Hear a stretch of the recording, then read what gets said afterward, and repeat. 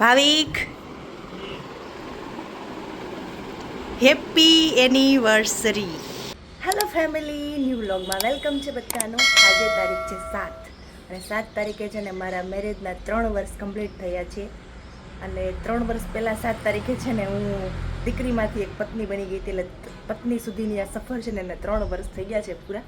તો એના માટે છે ને આજે હું એક વસ્તુ છે ને જો અહીંયા છે ને અમારે ગુલાબના છોડ અહીંયા હોય ને પાડીએ, એમાં છે ને મસ્ત સરસ મજાનું ગુલાબ ખીલું જોઈ લો, એક ખીલું છે ને, એટલે એ ગુલાબને છે ને મારે ભાવિકને આપવું છે. એટલે એ ગુલાબ છે ને થોડુંક સ્પેશિયલ બની જવાનું છે.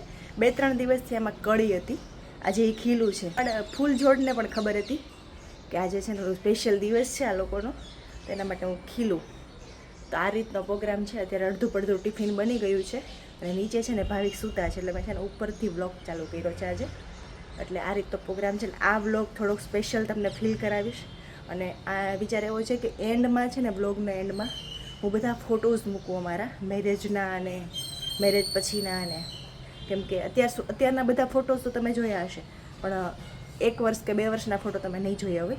એટલે એ બધા ફોટોઝ મૂકીશ, તો તમારે વ્લોગને એન્ડ સુધી એન્જોય કરવાનો છે. સારો લાગે તો લાઇક, શેર અને સબસ્ક્રાઈબ કરવાનું ભૂલવાનું નથી. ગુલાબને તોડવાનો ટાઈમ આવી ગયો છે. હવે આ જાશે ડાયરેક્ટ. જો અહીંયા ભાખરી પણ બની ગઈ છે. ભાવિક હેપી એનિવર્સરી ટુ અસ. તમારે એકની થોડીક છે, મારી હોતે જ છે. હા, એટલે હેપી એનિવર્સરી ટુ અસ. નાઈ તો રેડી થઈ ગયા, ચાલો ભાખરી ખાવાની છે ને. ગયા છે 8:15 અને એઝ યુઝ્યુઅલ કાલના દિવસ જેવો જ આજનો દિવસ છે ને હેક્ટિક રહ્યો છે. એનિવર્સરી જેવું કંઈ મને લાગ્યું જ નથી. તો છે ને અત્યારે ભાખરી બને છે મારી ઘરે, 2 બની ગઈ છે અને અહીંયા છે ને પાપડ શેકાઈ છે. એટલે અત્યારે ભાજી અને ભાખરીનો પ્રોગ્રામ છે. અમે લોકો કોઈ પાવ ખાતા નથી ભાજી સાથે. આ રીતનો પ્રોગ્રામ છે. અને એમાં કેવું થયું, કામ હતું ને એટલે છે ને રસોઈ બનાવવાનો ટાઈમ નહોતો, એટલે ભાવિકને કીધું ભાજી લેતા આવો. અને મારા જેઠ ને જેઠાણી છે ને એ પણ આવે છે જમવા માટે. એટલે અમે 4 જણા છે, એટલે એ ભાજી લેવા ગયા છે અને હું ભાખરી બનાવું છું.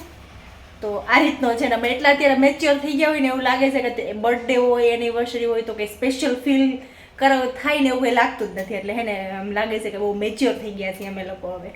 આમ લાગે જ નહીં કે આજના દિવસ સ્પેશિયલ છે તો કે આપણે સ્પેશિયલ કરીએ, એવું કંઈ હવે રહ્યું નથી. પહેલાં કેવું આમ હરખ હોય આપણને કે મારો બર્થડે છે કાલે, તો આપણે અગાઉથી બી પ્લાનિંગ કરીએ કે શું કરશું એવું થઈ ગયું છે હવે.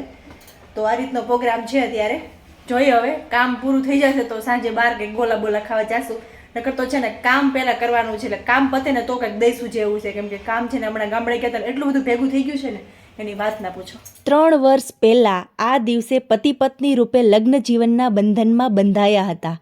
આ સફરમાં ઘણી ખુશીઓ આવી, થોડા મતભેદ પણ આવ્યા, પણ દરેક પરિસ્થિતિમાં આપણે એકાબીજાનો હાથ મજબૂતથી પકડી રાખ્યો. આ 3 વર્ષમાં આપણે માત્ર યાદો જ નથી બનાવી, પણ એકાબીજાની લાગણીઓ, સપનાઓ અને વિશ્વાસને પણ ખૂબ સુંદર રીતે જીવ્યા છીએ. ક્યારેક મસ્તીભરી વાતો, ક્યારેક નાની નાની નોકઝોક અને ક્યારેક નિઃશબ્દ પ્રેમ, આ બધું જ આપણા સંબંધને વધુ ગાઢ બનાવે છે. ભગવાન કરે આપણી આ સાથેની સફર હંમેશા આવી જ પ્રેમભરી રહે અને દરેક જન્મમાં તું જ મારી સૌથી સુંદર પસંદ બનીને મળતી રહે.